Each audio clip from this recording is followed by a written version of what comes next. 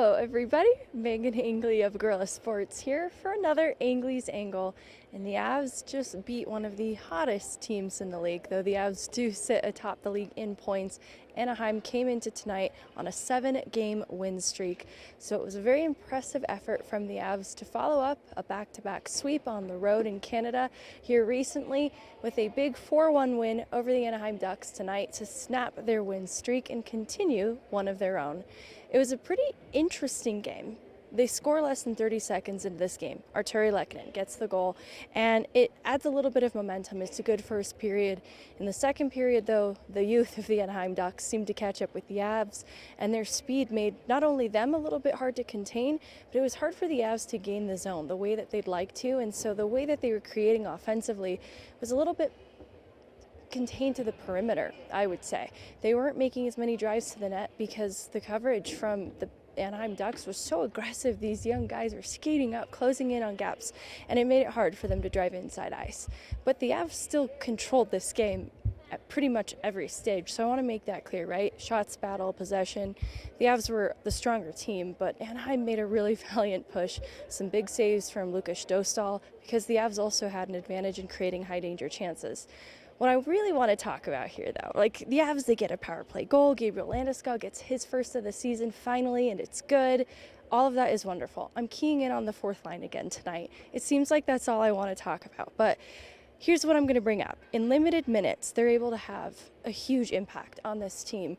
The possession numbers at 5v5 are above 90% Corsi for events. And it was highly effective, not just in getting those puck touches. There were plays from Bartikov in the neutral zone to help reset the D back and get play going in transition, despite being under duress from Anaheim, being aggressive in their coverage through the neutral zone as well.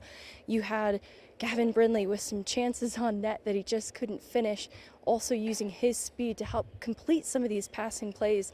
And Parker Kelly led the team in shots tonight. I know that's a pretty crazy stat, 5 shots on net.